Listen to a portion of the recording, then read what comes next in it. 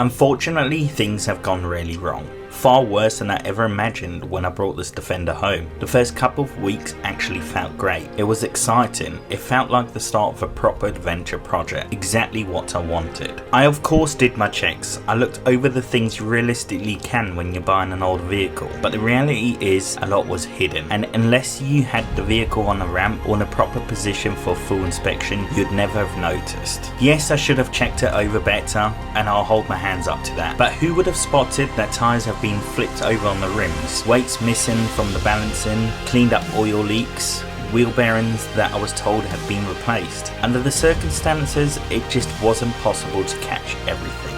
Yes, I bought this vehicle as a project. I wanted something to build and make my own.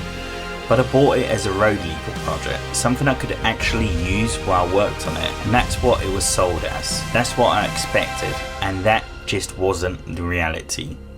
And now we're here, dealing with something much worse. The current situation with the Defender. Here I am today, broken down on the side of the road. This all went wrong on a dual carriageway. I managed to crawl off of it and pull up in a lay-by in a safe place, thankfully, because I had my daughter with me. I was on the way to dropping her at nursery, and I did not want to stop on the side of the dual carriageway, especially because there wasn't anywhere safe to stop. So let me show you guys what has happened. Right, so it's looking really worrying. There's a lot of oil on the right hand side of the engine.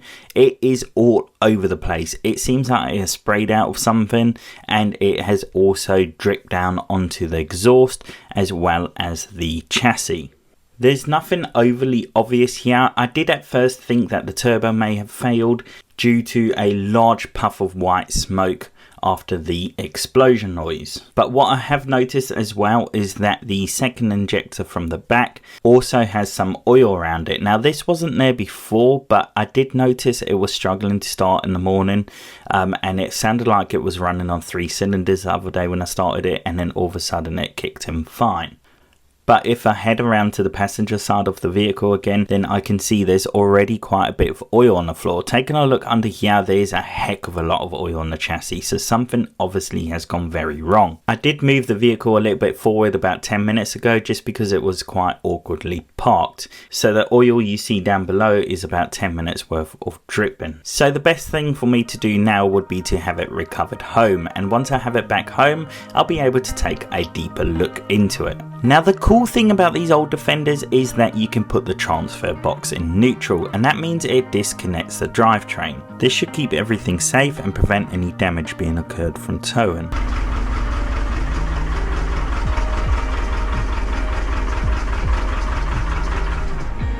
Before we dig into this deeper, I just want to show you guys this really cool LED light that I've been sent by Darnton Ball. This honestly is the perfect spot lamp for working on your vehicle. With it getting darker much earlier, this has been the perfect addition to my toolbox.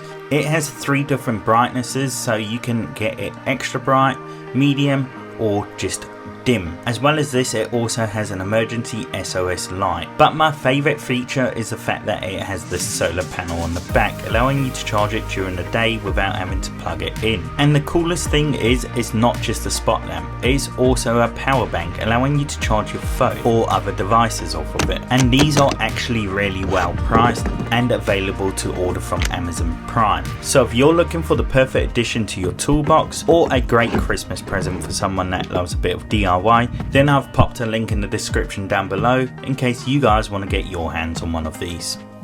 So I've just decided to take a look under the Defender properly, and as you can see, there is a lot of oil under here. But on the bright side, it means I don't have to get under there with a paintbrush and treat the chassis myself, because it's already been done for me. This does unfortunately mean that maybe the issue is a lot worse than I initially thought. So let's pop the bonnet and take a look under it. So there's nothing super obvious when looking down from the top, so I'm going to get my endoscope out and take a look properly, and instantly you can see it's very bad news. There is a fairly large hole in the side of the block. Now I don't know what would have caused this. It could potentially have been a conrod failure, but you know, we're going to have to strip this down to figure out what has caused it. But credit where credit is due, because this engine still continued to run for over 2 miles with this massive hole in the side, and I highly doubt that many other engines could have done that. And as you saw, I drove it from the back of the recovery truck into my parking space. So it's pretty impressive that the engine still runs even though there's this big hole in the block. So I know I need a new engine. Now I've got to make the decision of what to do with regards to that. Do I get this one rebuilt? It will probably be off the road for months then. Do I just buy another 300 TDI, which should be a straightforward swap? Or do I go for a TD5, put new wiring harnesses in and try making it back to the original way it should have come out the factory? Or do I go for something different like a BMW M57 engine with an automatic gearbox and make this more comfortable to drive? I'm not really sure what to do just yet, so let me know what you guys think regarding this, and I'll see you guys in the next one.